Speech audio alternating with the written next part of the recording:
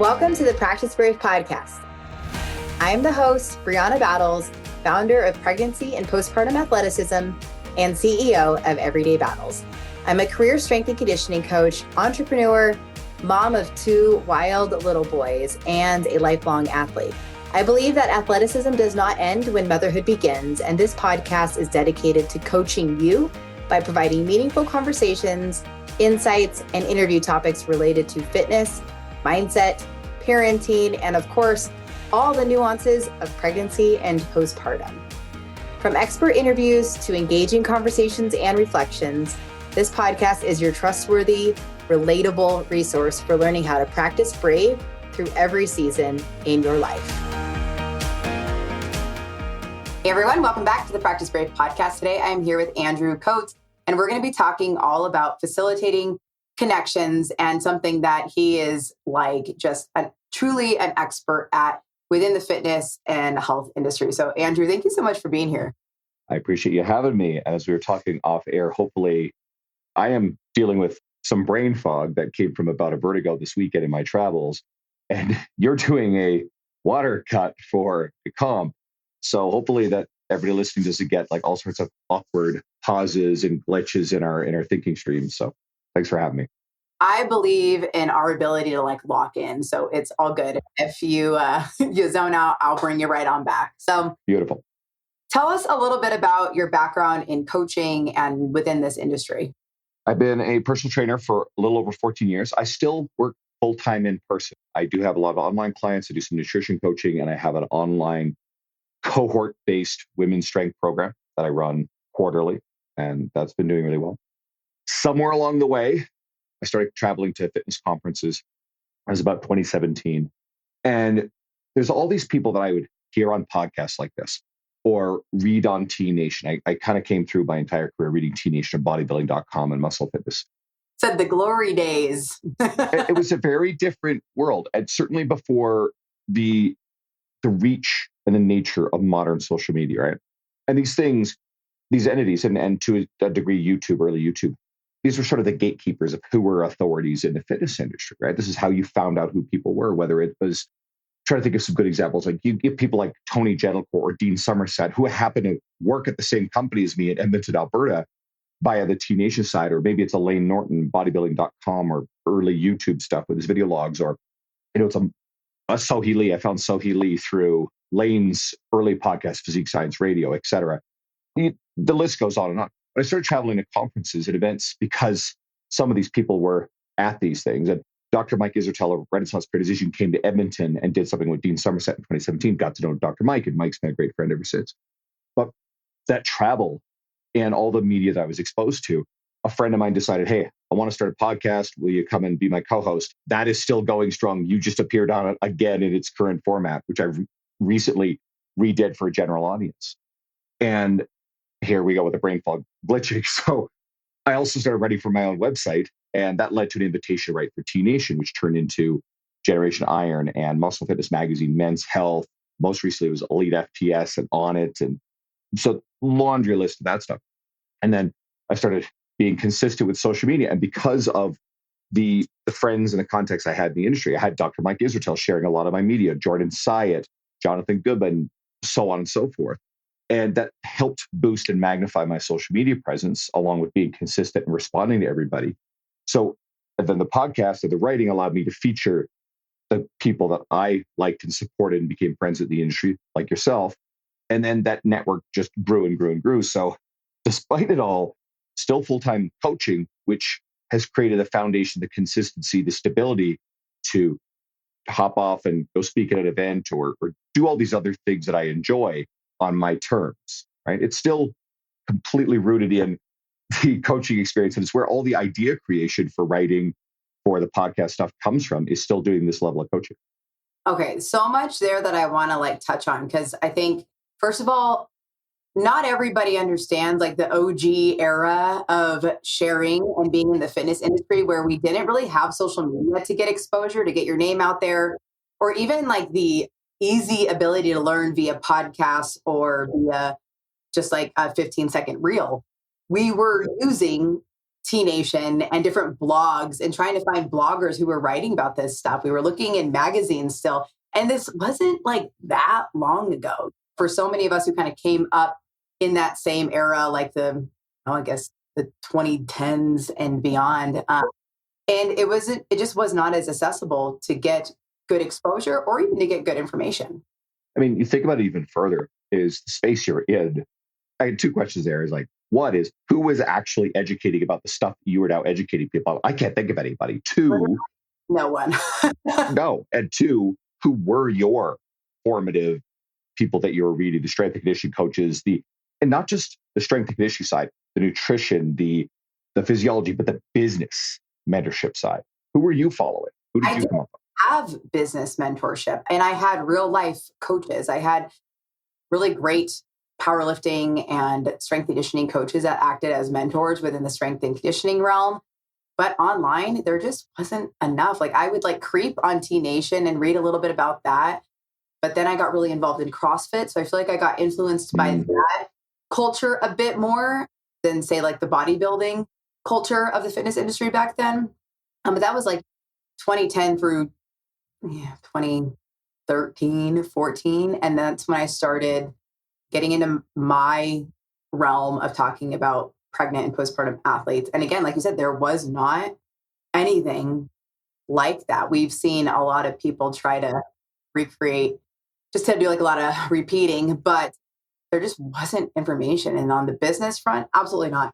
I feel like the business lessons and game plan came from those of us who were growing up together in the space saying, well, what worked for you? What did you do? Who do you use for this? Or what do we do now?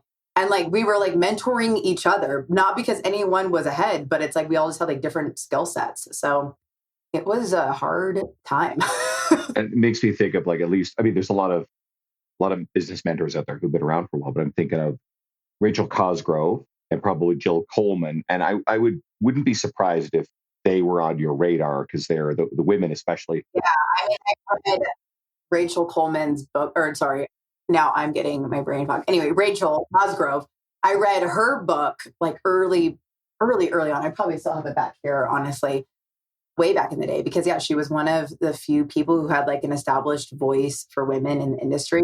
I didn't get connected with Jill until much later on, but obviously she's been in the game for a long time and she's doing great stuff. So there just wasn't a lot out there. Not at all. In any capacity. So a lot of my learning and mentorship came from my real life interactions, the different physical therapists I had, interactions with different professors, and just different coaches that I had. And then ultimately just working through a lot of my own training and coaching women and just sort of connecting the dots as we go. I hate using the phrase, I did my own research. It's not that. It was just a lot of connecting dots, right? It was just putting these puzzle pieces together over time and formulating my own belief systems. What is the audience more general enthusiasts? Is it more athletes? Is it more coaches, or is it a mix of both? I'd say it's definitely a mix of athletes and coaches. Cool. All right. I want to make sure we give something to the enthusiasts too. But I think you and me are very similar time frame. Yeah. But I didn't go through any formal mentorships. Now I took a lot of continuing education, but being exposed to different people's ideas and going and traveling and being in the rooms, plus listening to the podcast, you're hearing different people's philosophies and tactics. And you tend to do, and I always butcher the old Bruce Lee quote. It's take what is useful, discard what is useless, and then make it authentically your own. And that's been the process I think you and I have both gone through in our careers. It's both not efficient. So for everybody listening now, if you're frustrated, this is why you have people on your podcast you want to direct them to, you want them to use. Your resources are great. You were just on my podcast, and one of the first things I thought of was okay, your stuff is going to be really valuable to my friend Luca Hosevar. And he's expecting his girlfriend is expecting their first child in May. And she's an athlete through and through. And Luca's whole media is athlete for life. So I'm you guys have so much in common. I need to make sure that you're connected. So of course I told Luca's great like this. If I recommend someone, hey, get this person on your podcast, emphatically, he'll do it. Next, you've already recorded. And tons of alignment there. So it's seeing those kind of connections now, but you and I have this massive lattice work. If you want to talk about a mental model, Charlie Munger type stuff, this is great, of a lattice work of knowledge. And you wanted to talk about like connecting people in relationships, is there's just a big lattice work of this, because I've been exposed to so many people via media and in the rooms, and I've been inspired and thought of ways to build aspects of my career because of their example. And I mentioned Dean Somerset earlier, probably the biggest role model I had, because earlier on, this guy's teaching continuing education in my company. Plus, I'm reading his stuff on T Nation. And now I'm going to go hang out with him again this coming Wednesday from recording, because his first book is coming out. So he invited me to his book launch, and his book's going to be great. Yeah. No, you're like the ultimate matchmaker within the fitness industry. And I think there's so many sentiments, I think, that follow a lot of us, where it's like you become who you needed, because we had to create opportunities, I guess, back then when you're coming into the space. And I wasn't online for a while in terms of like coaching, but that's why there was so much value, I guess, back then, to going to different conferences, to making these connections, to saying yes to opportunities. And I feel like that has been a lost, like, that's just not as common anymore. People are not as incentivized to invest in going to conferences, invest in going to like one day meetup, workshop, networking things. Like there's so many barriers there. But ultimately, like early on in my career, I was going to every NSCA conference, everything I could do, not just for CEUs, because I was like, I just have to keep learning. That's what's going to get me better. That's what's going to get me a better job, a better position. I'm going to like get a promotion within this. Back in like, I think I started working in 2009-ish, and through 2013, just trying to like move up and get better. But you couldn't do that unless you were showing that you were investing in yourself. And that's just not really the case anymore. People want to only learn from social media, and there's a lot of limitations there. A ton. I mean, I think we have to accept the fact that, as I mentioned earlier, the gatekeepers, and I mean that in a good and a bad way, right? It was a bit of a clearinghouse, but I mean, even still, some dubious people would get platformed because they were part of the network. But now we have social media, which gives this sort of platform. Anybody who's good at hooks, and now video-based media is a thing, and now it's a lot of call-out-based stuff, and that stuff can get kind of toxic. Yep. But within that, I think coaches can lean into it and decide, hey, I have some of these skills. So a young woman named Rachel Henley, and I used to mentor her a long time ago before she blew up, and I will not take credit for the explosion of her video-based media, because stuff wasn't my doing. But she's evidence-based. She's very smart. She's got a self-deprecating humor. British accents like just play really well. It's like a superpower, right? Yeah. I'm Canadian and you're American, it just like we just don't have that same thing. We can't do it. Not to say you can't be humorous and do really well on video, but so Rachel and a cluster of other coaches that I know, they got really savvy when it came to the video-based stuff, and the way that they cut and edited stuff, and their humor played really well. And her social media following really blew up. I've also seen a lot of dubious stuff, or I've seen people started out okay and then just went further and further over into the clickbait stuff to make outrageous and false claims.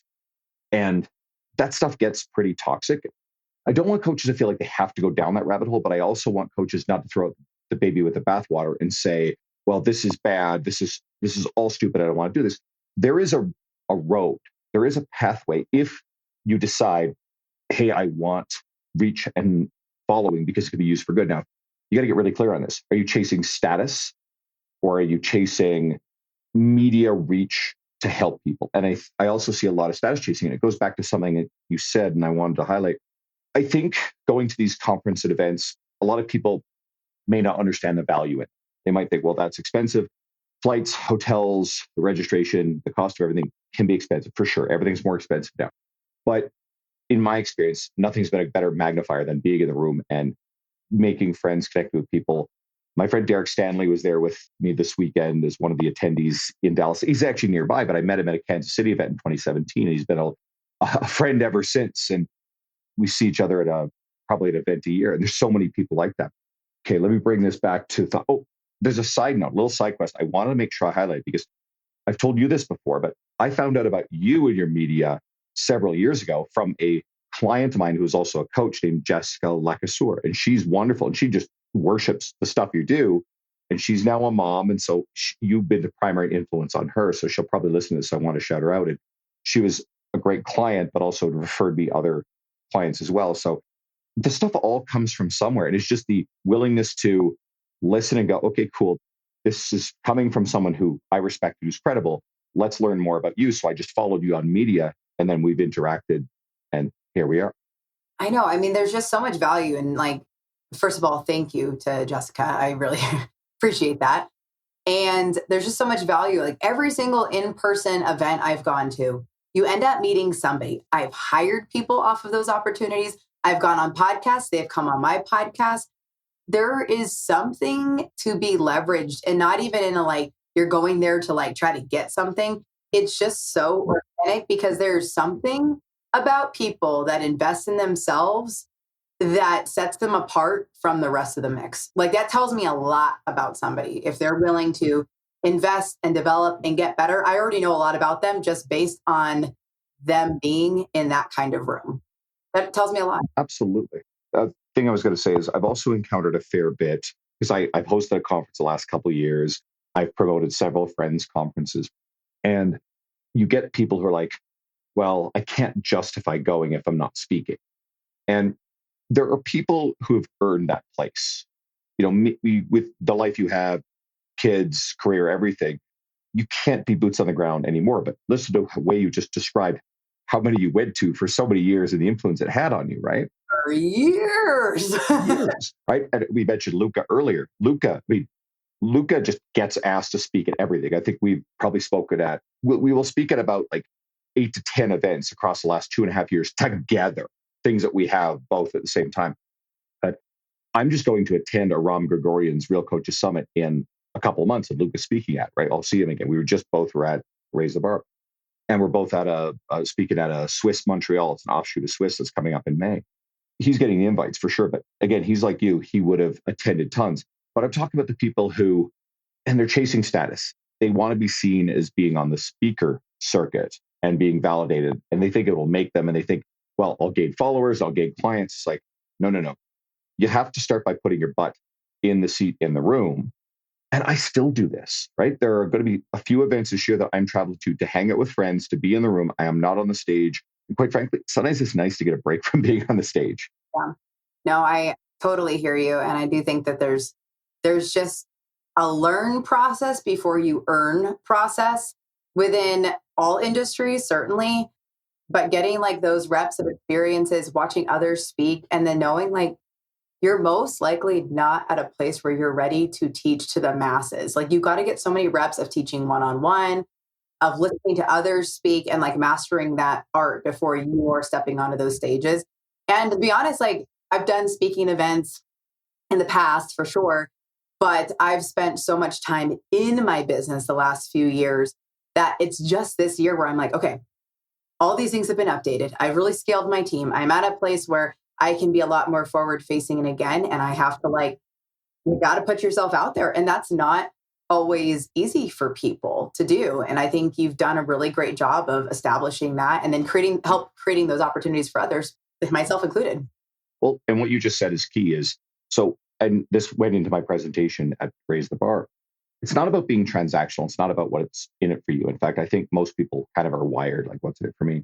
If you interact with other people, I try to listen and understand it to the point now where it's kind of a natural thing where I filter it. What are people's goals, value system?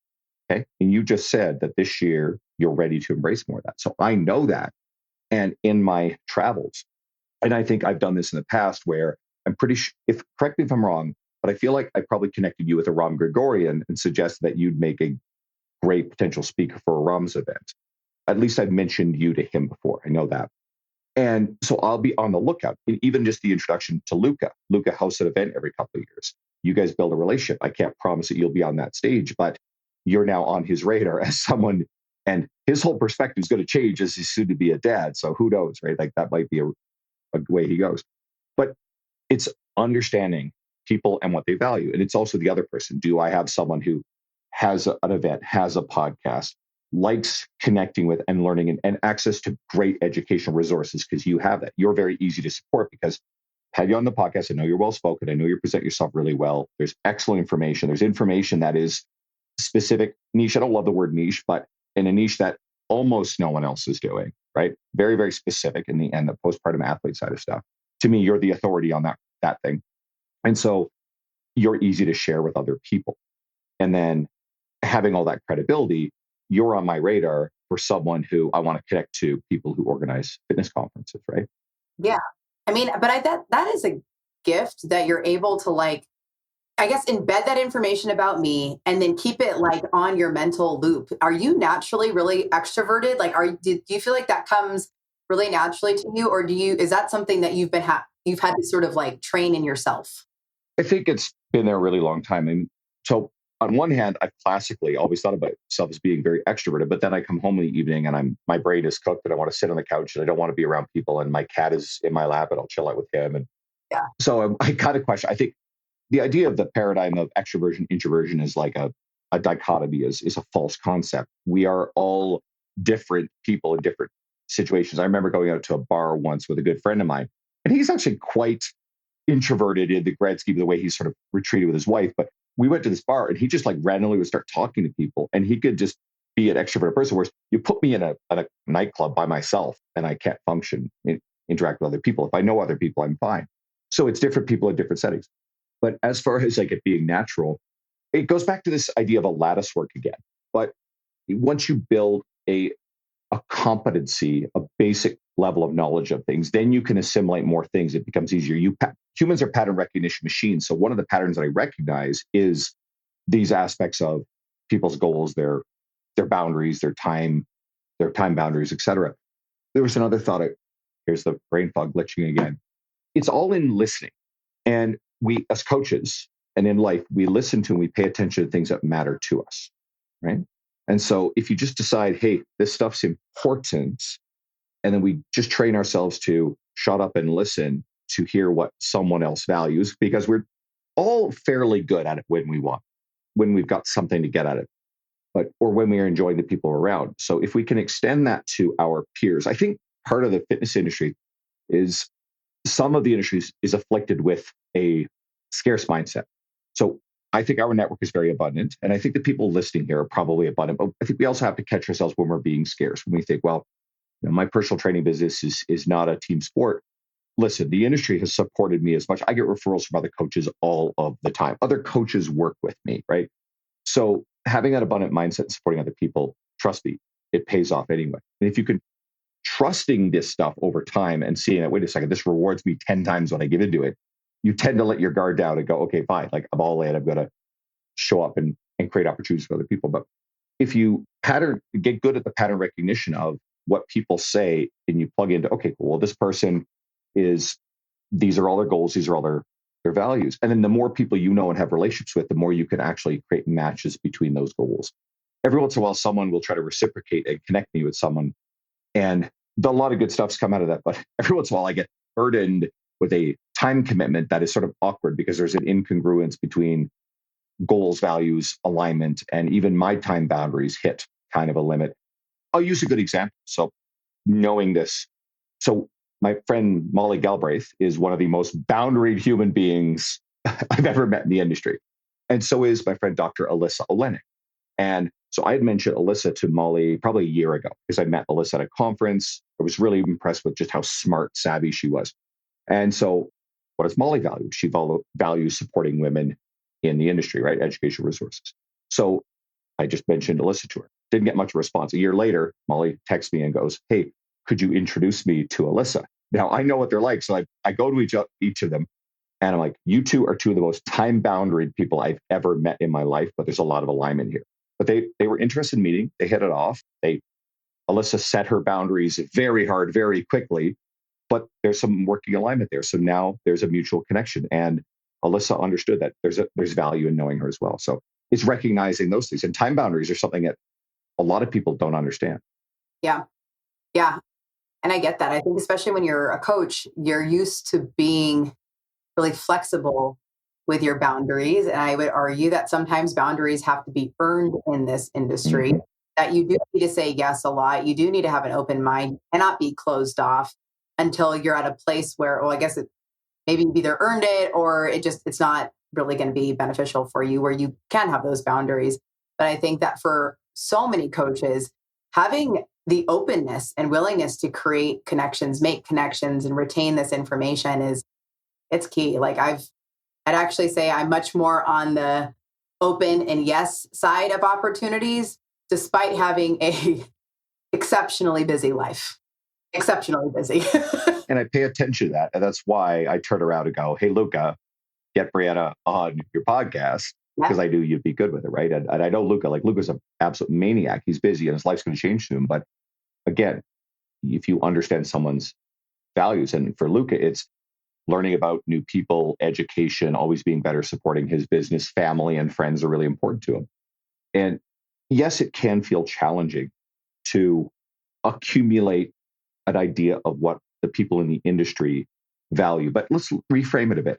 For all of us, our friends and our stronger acquaintances, our network, we tend to know these things about the people we care about. So I'll sidestep this for a second. I was at a conference, maybe 2018, maybe 2019. I can't remember which one it was.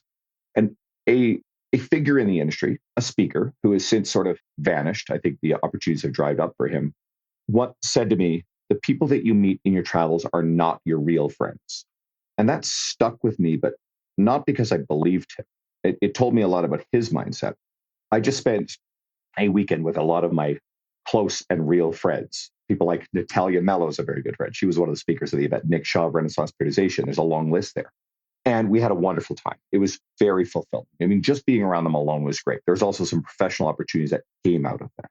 But if you remember that the people you meet in your travels are real human beings, kind of just like you, similar goals, similar ambitions, just because they're not in the same city as you does not mean that they can't be real friends. In fact, I found that I've often had to get on planes to spend time around kindred spirits and the people who share my goals, ambitions. Oh my gosh. Right? How many opportunities to make friends through this industry and by people who have common goals. And I'd say we even have common personalities, common drives, high achieving, wanting to improve. It is so affirming to be around people like that and meet people like that, because I'm a mom now, of course, but sometimes I feel such a disconnect with other moms that I meet through my kids. Cause I'm there's a whole other part of me. I'm not just in my mom era. I'm in my mom era. Plus I have all these other passions and all these other things.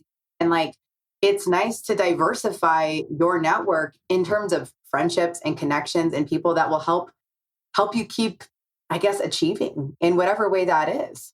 And you've done something even more is by creating and scaling the educational resources and the coaching you have, you are going to attract people who self-select to your world. So you're actually actively attracting aligned people and some of those people have probably become great friends. I'm sure that the coaches that work in your business, I'm sure some of them probably were maybe people you coached, probably other people who you've connected with via educational seminars and travel. Yeah.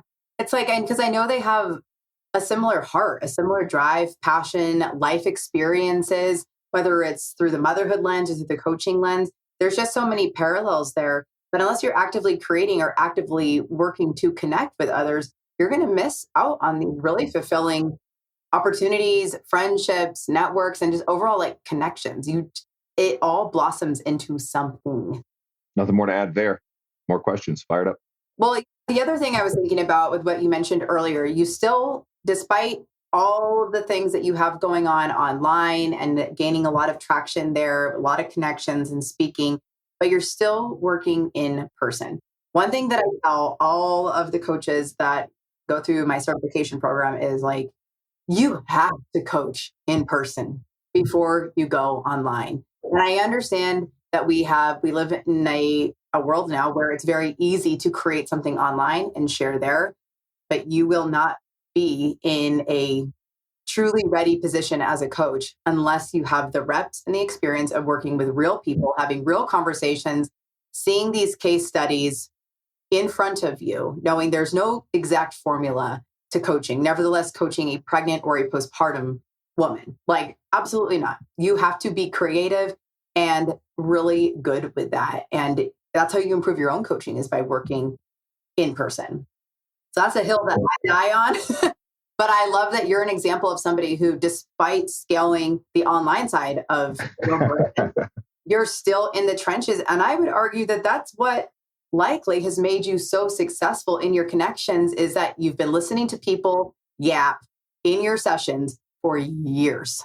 You know how to have those conversations, you know how to retain that information, you know how to remember small details about these people. And that has translated well into your like professional world of creating professional connections.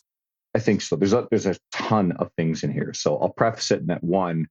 I think everything that we do, this is really relevant to the coaches and the enthusiasts listening.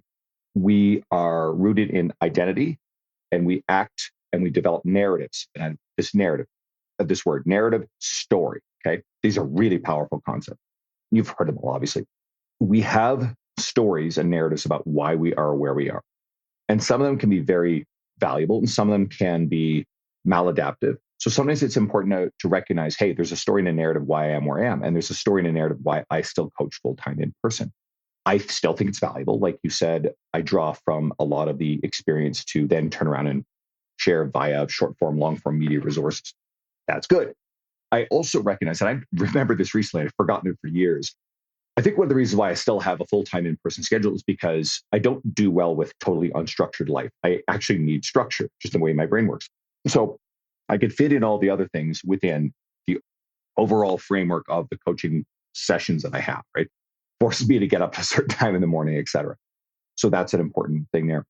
I also have seen, and this was the crux of the talk I did in Dallas, there are a lot of coaches, not all, but a lot of coaches, and there is a lot of business mentors who are pushing this in an age of systemization, of scaling, of the worship of the altar of scale, and of especially AI. We are seeing coaches who want to remove themselves from actually interacting with other people. And that's going to fail terribly.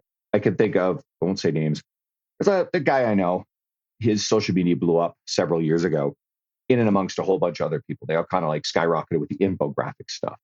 And you get your Sohee Lees, your Jordan Syeds, your Spencer Nadolskis, who all did that. They're all friends, and they then pivoted to other types of media, and they've all built things. They've all written books. They've all built various educational platforms, and they've all been very visible authorities in the industry for a long time.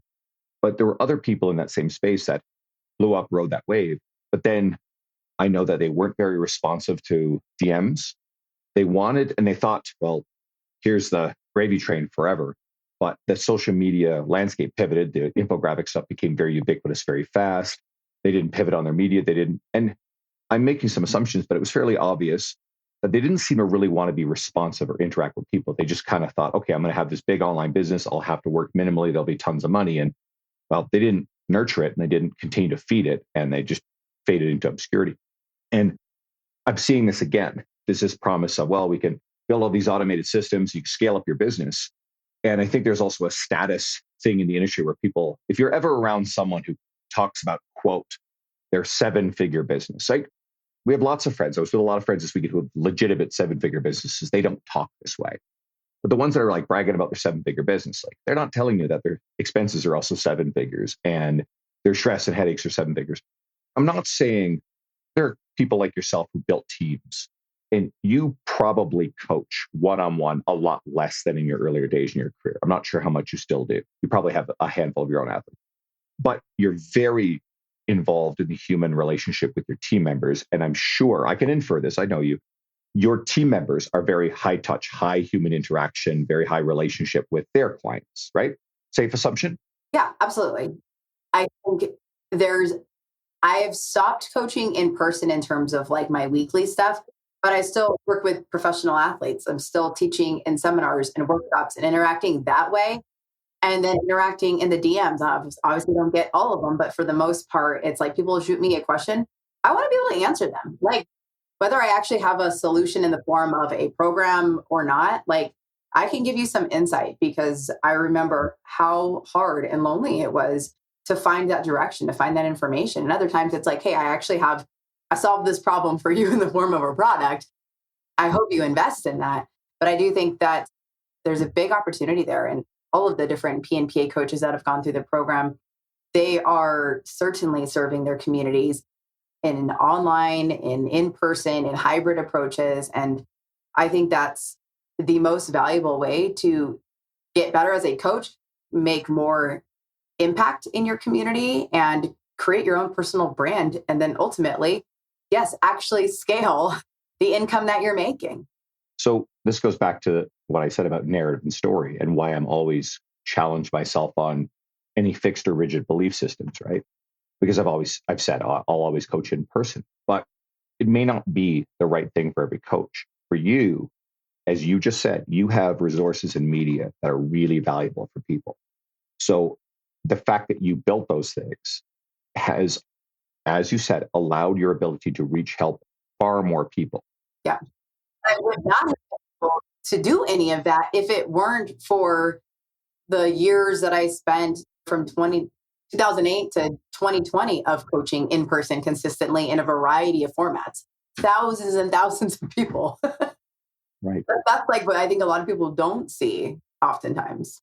Right. And I think a lot of people are kind of in a hurry. And what I worry is, especially if there's business mentors, and there's good business mentors and there's bad, but if the business mentors are promising, hey, we can scale you to this business and we can automate all your DMs, and then you can use a DM automation and AI to pretend respond to everything on social media, or God forbid your clients, and pretend it's you. It's like, that's a line that I think is not, especially if you're trying to trick people into this. You can try that. You can legitimately try it. But I think people are going to realize it's going to be too obvious that it's not you quickly. And a crux of my presentation and belief system now is there will be lots of people who will opt into AI-based, algorithmic-based coaching stuff. I used Renaissance Periodization as an example. Their hypertrophy app, their diet coach app, they had the templates forever. And their stuff's great. Really, really good for people who want that systemized thing that tells them what to do, but don't necessarily need like the coach. But you also, if you're part of the RP community, there's seminars that Mike and Jared Feather and Crystal Guevara, the whole team are doing very consistent. So you actually have a lot of like FaceTime with them. And then Mike's media, Mike's face is everywhere. So therefore, you have this massive parasocial relationship where everybody feels like they know Mike, even though Mike can't possibly have an individual relationship with it. But there's tons of you said personal brand earlier. There's tons of personal brand exposure. And the coaches now, you're not going to be able to compete with RP, let alone all the other companies that are going to leverage their resources and AI and massive data sets and with good trained machine learning systems. They're going to destroy you if you try to lean into that space. So I think the only other way is the high relationship side, because people will also, in a world where everything is getting more and more AI and systemized, there's still going to be the people who want to go in and talk to the bank teller. There's still people like me who want to buy the record and listen to the experience of vinyl when everything is digitized. So I think that's the area of opportunity. And I think a lot of coaches are going to fall for the trap to think that they can get the benefits of both and make a lot of money. They're going to get crushed. People will be seeking real human connection. Yeah, no, I agree.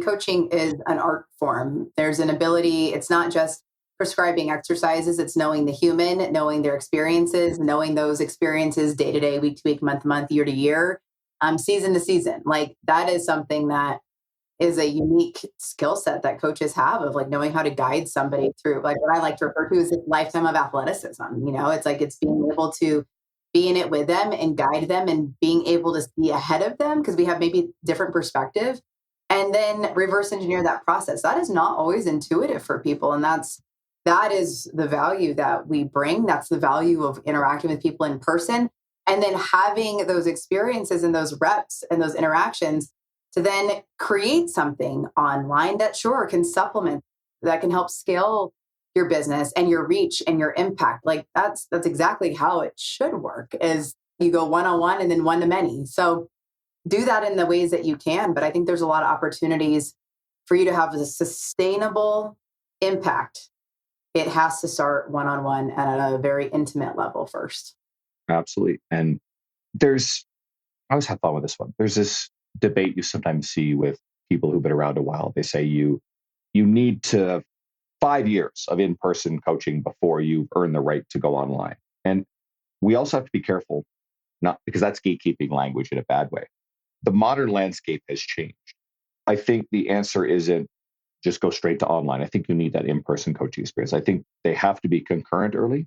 But with the online stuff, then I like voice and video messaging, right? That was the thing that I found I struggle with online coaching early. I struggle with believing I could do it as well as in person. That was a narrative, a belief system that I had to overcome.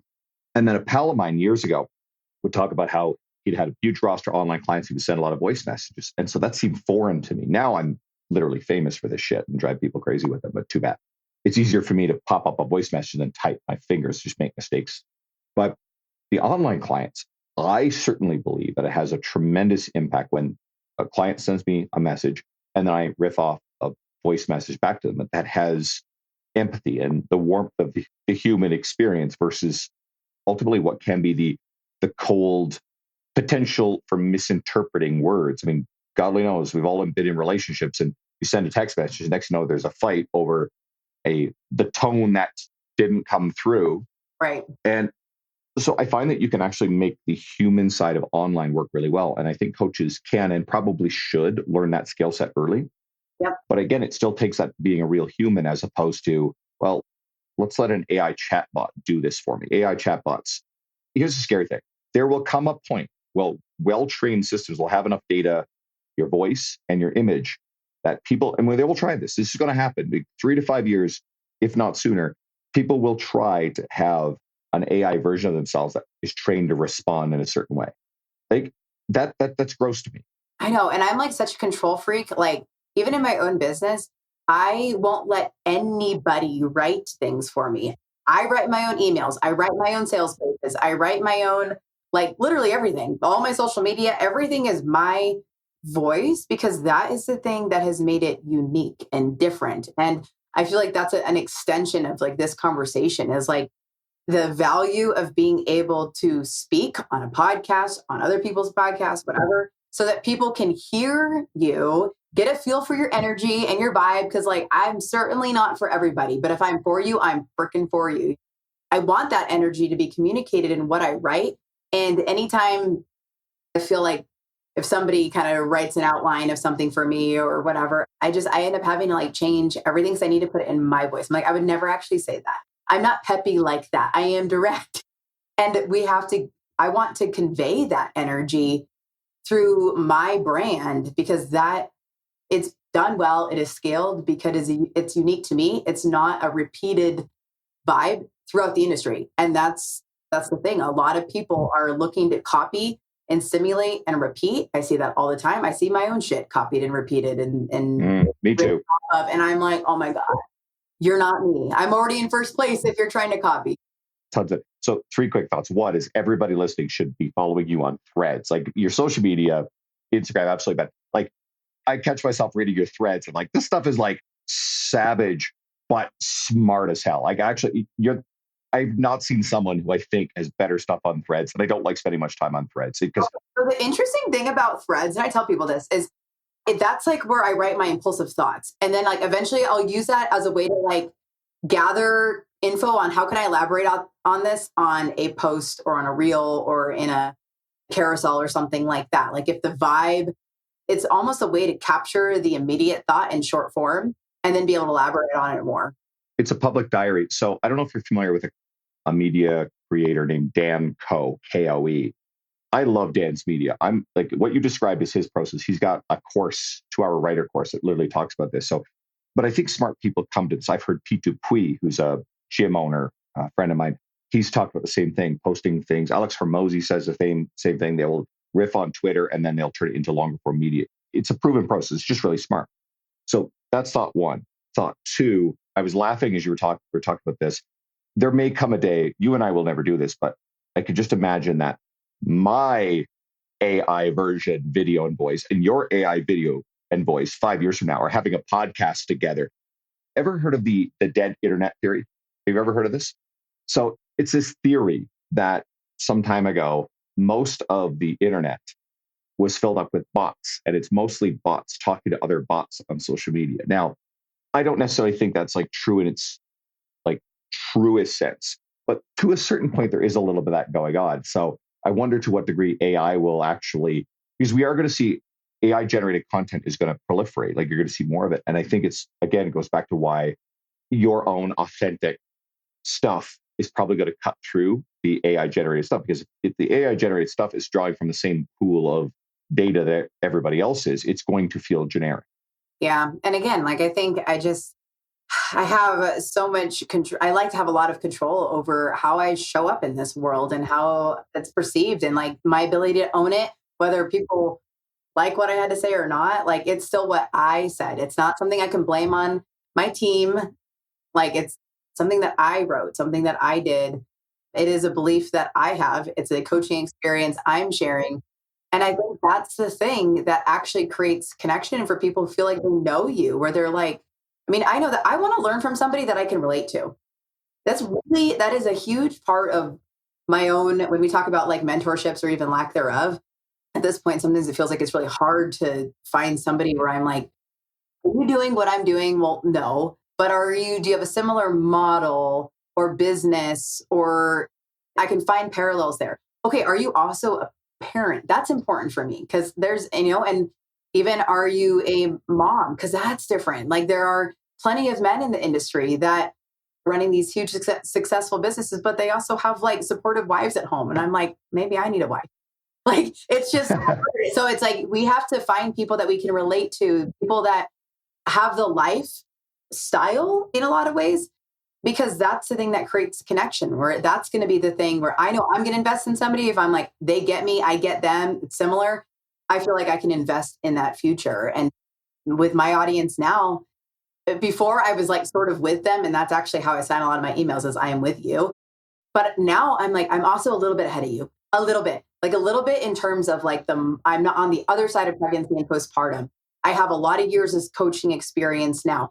I am ahead of you, but because of that, I can be with you through this process. I love it. I'm trying to think, because of course, this is the way my mind works as you're talking about this stuff. I'm immediately going to, all right, who are the women, the moms who are kind of similar to you in the industry? And I'm sure that not everybody's popping in mind, because obviously sometimes you just have so many people but I'm thinking of my friend Eve Guzman, who's been a very successful, savvy woman. She's got kind of a macro coaching mentorship. So obviously a different kind of space, but it's a similar model in a different place, right? And her husband, Randall, he's a sweetheart. They were, again, at the event this weekend, and he's just supportive of her and her biggest cheerleader.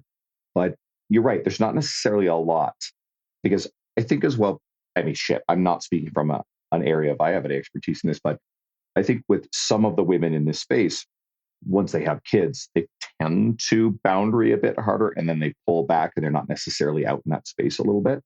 Here's another interesting observation. Because on average, well, there are fewer women who are prominent in the fitness industry than men, because even you talked about coming out of like the strength and conditioning world, NSCA type stuff. What's the ratio? It's very, very skewed, right? Oh, yeah. And then on average too, like let's say you get some of the women who let's say they have kids. So they're probably going to be a little bit more focused on that versus like embracing every opportunity, traveling to everything.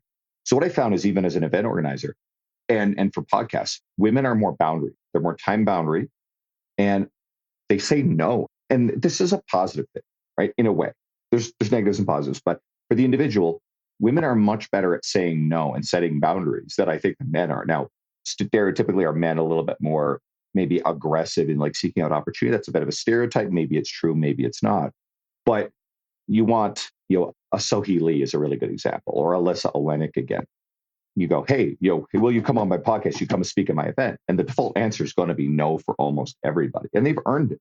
But they're also savvy and hardworking and successful. So I don't know what the answer is. I think it is important to go back to what we originally talked about, is understanding what is really valuable to those people, and sometimes the value the listener is the way you can help them is consume their media, share with other people, do their courses. Like, if anybody's finding this podcast through my side of stuff, well, number one, I want you guys to follow Brianna. That's just an automatic. But two, especially if you coach women because guess what?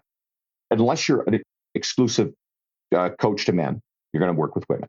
Women are on average better fitness consumers than men. They just are on average. My following is 63% women, which is sort of a weird accident that happened along the way. Okay, great. It's worked out well. And if you're a coach, and you coach women, a lot of them on average are going to have kids. So therefore they're going to be postpartum, right?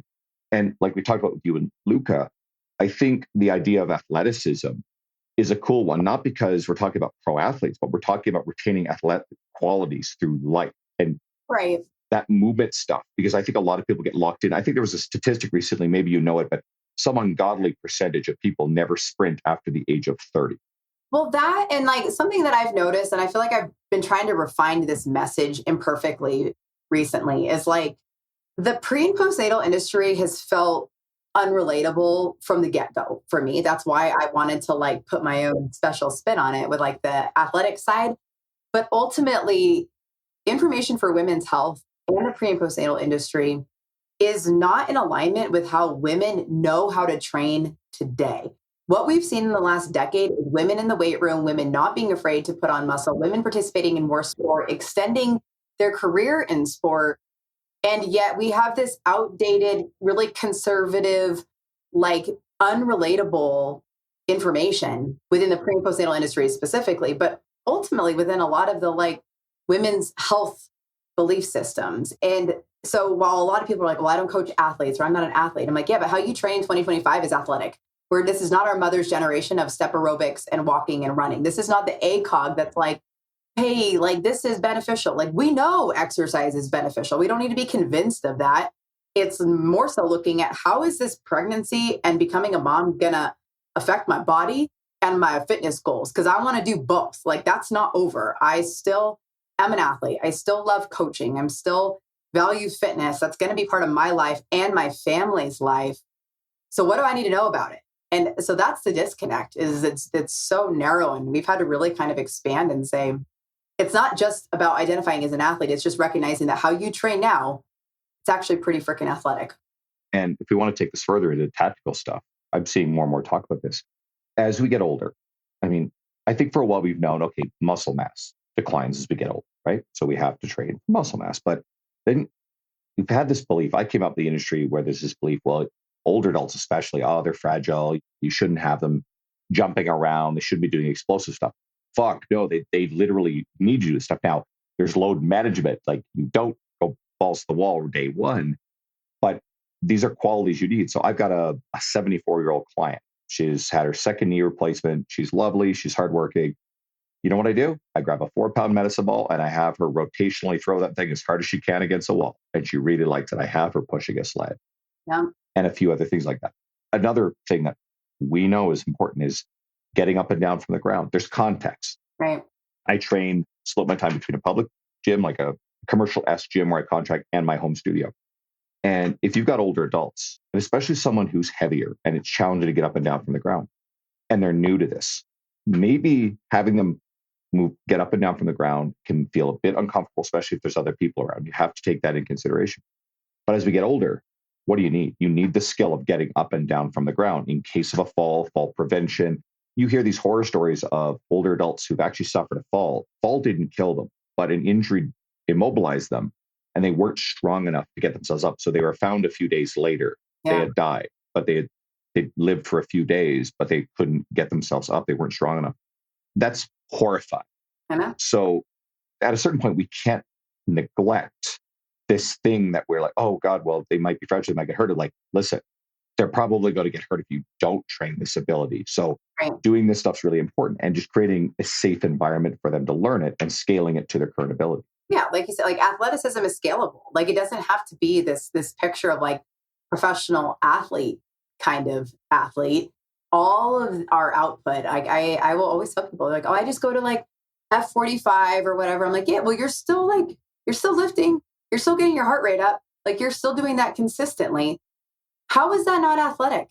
Like you are valuing your fitness at your own capacity. Like that is athletic. And we have to have information that supports that and a way to help people keep pursuing that, keep them healthy, to keep them functional, and, to give them something outside of maybe their motherhood or of their work or whatever, like where it's an extension of, hey, it's not over. Like I'm not washed up. I'm not broken. I'm not fragile. And that can be one of the most empowering things. Not everyone has to be crazy and like find jujitsu like me in my 30s. And where I'm like, I want to go choke boys on my lunch break today. Like that's not everyone has to go to that level, but I do recommend it. You made me think about it. Do you know my friend, Dr. Crystal Guevara? Do you know her? Mm-mm. I'm going to have to connect you guys. So speaking of this sort of thing, I was thinking this, but I'll actually share, instead of off air, I'll share the process on air. So we're talking about how do we get your resources in greater hands? How do I connect people who are doing incredible things? So Crystal has spoken at my event the last couple of years. So she's the physician for USA figure skating.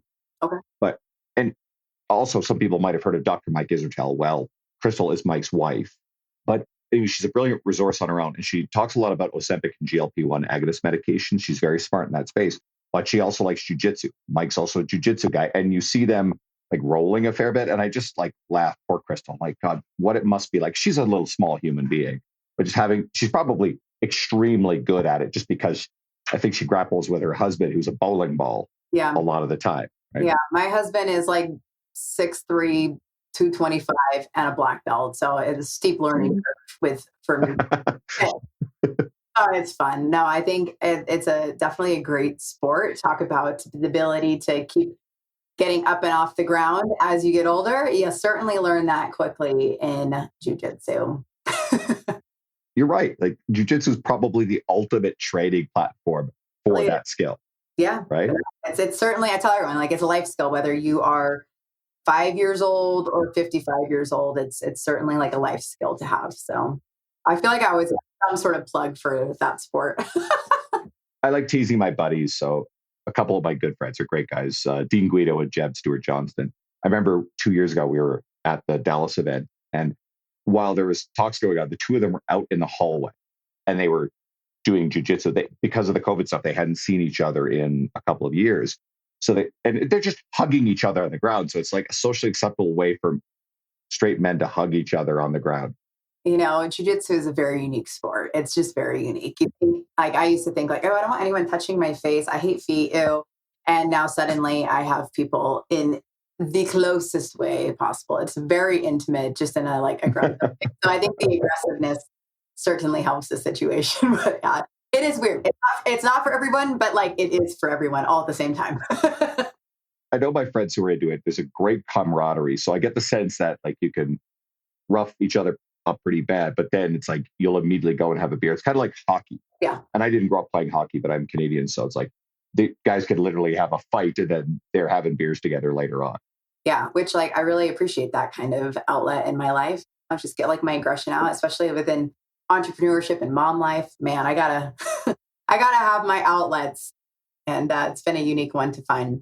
So before we close out this podcast, what are a couple like, I guess like practical ways that coaches who feel really intimidated about making connections, maybe it's with a coach who wants to create a connection with a local pelvic floor physical therapist, or a coach who wants to make a connection with a gym and see, hey, can I maybe host my 6-week program at your gym? Can I be an independent contractor there? Like, what is your suggestion for creating a connection with somebody maybe who's local to you in terms of collaboration? It goes back again to what is someone's values and their time boundaries. So I think Alex Hormozi tells a story about like how occasionally like young people will say, hey, I'll just like volunteer to like be your assistant. And Alex is like, well, no, because it would be more of a time drain for me to train you and a distraction that it would be valuable. But can you think about, all right, that local, let's say a physical therapist. Yeah. Are you able to go in and shadow for a day? But also, do you go in and say, I'm an up and coming personal trainer and I need a skilled physical therapist as a potential resource because clients have aches, pains, they deal with injuries. I mean, how long you and I have been coaching, a client walks in a boot cast, you're like, what the fuck happened? Right. Yeah. And your plan goes out the window. I mean, you can adjust around it, but there's certain things that are outside of our scope and they literally need to deal with a physical therapist for. So having that resource. So you go in and you say, I'm looking to have a network of skilled professionals. Would I be able to come in and shadow quietly, maybe ask a few questions? And the way that they respond is also going to be kind of a filter for, are they a good fit to support you? So I think most people go into almost any social situation, professional situation, and think, what's in it for me? And if you look at every interaction you have is, how can the other person come out of this situation better and benefit? For years, one of the reasons why some of the people in the industry at least kind of knew who I was before I met them was because I would share their articles on my Facebook, right? Before Instagram was even a thing. I'm sharing and supporting people via my social media. And then the podcast, inviting people on, but it's to showcase and support other people. And it helped deepen those relationships. And I've almost entirely gone through my career without asking. So now, I don't necessarily think that's the best advice for everybody. I just show up and support. And guess what? Over time, people have thrown more opportunities at me than I can actually say yes to. So I don't need to ask for almost anything. Or I put myself in a position where we have a relationship with someone to where I can offer something.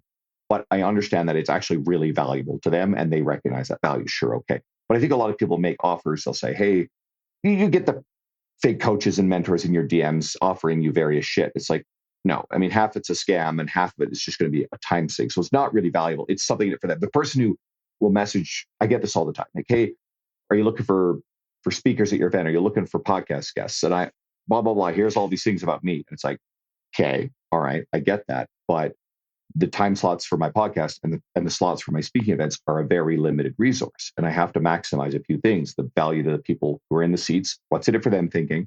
But I also have to make sure that there's enough brand appeal to put butts in seats so I don't lose a whole lot of money on my event or just host a bunch of podcast guests that I find uninteresting who are just looking to benefit from my audience.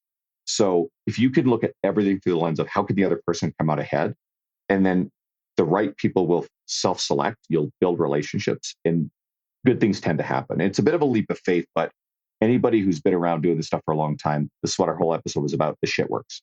Yeah, absolutely. Show up, support others, and ultimately you're going to create the network and the support that's going to take you and your efforts and the people around you to the next level, like a rising ship. What is that expression? I'm so bad with my analogies, but a rising tide raises ship, something like that. I've always butchered this one too, and I know exactly. It's like I was fun of because I all ships rise with high tides, I think is some version of it. Yeah. I know everyone listening is like, oh my God, you guys. But it's fun. Sorry. No, I know, right? I try. It's like the intention is there. Andrew, thank you so much for this conversation. It was really good to just go down different, I don't know, just different pathways within what we've experienced in the fitness industry, the current state of things, the future state of things. I think it's just all really insightful to have a candid conversation like this. And I appreciate your time and I appreciate your efforts. Thank you for being such a hustler and a matchmaker for everybody and just really elevating the industry. I definitely appreciate you. Thank you. I appreciate it. And to what you just said there, yes, you and I always have to recognize there's a bit of survivorship bias in what we're talking about. That's you read any book, you're going to hear the survivorship bias in the stories of the book. But I believe this stuff works. I believe in creating luck. I like the phrase surface area of luck because people say, oh, you're lucky, blah, blah, blah, whatever. You can create your own luck. You just have to put yourself in enough rooms. You have to put yourself in enough virtual connections. You have to support enough people. You have to show up, like you just said. And if you do that and you magnify it across time, the right people will self-select you. Some people will never respond. Some people, and respect the time boundaries. Respect the fact that maybe just there isn't a fit or alignment there. Maybe you'll encounter them later. Be charitable in your interpretation of that person. But a lot of people will self-select to want to interact, to support, nurture those relationships, continue to find ways to help other people. And I promise you great things happen. And if you do this stuff, especially with your clientele, it still comes back to the client in front of you first. All this other stuff we talked about, this is bonus from a strong foundation of serving your client. Yep. If you start chasing all this other stuff first before you've actually really mastered the referral network, the service, the word of mouth side of stuff, this stuff here has given us a lot of great things in our career that are fulfilling. But these are not the things that initially built our businesses or created relationships with the clients. So take care of that stuff first, apply everything we talked about to the clients. And I promise you, just get yourself out of the room. Pick one event over the next year, if you can, something maybe it's a little closer to you. Watch my media. I'll have a bunch of events I'll share and put yourself in the room, show up. There'll be a lot of people who are just like you, who are nervous and scared shitless of meeting other people, hanging back in the room. Go say hi to that person, get a little uncomfortable, and you'll make a new friend, I promise. Absolutely. Andrew, where can people follow your stuff at? At Andrew Coates Fitness on Instagram is easy. I've also been putting a lot of effort into my podcast, the Lift Free and Diet Hard podcast.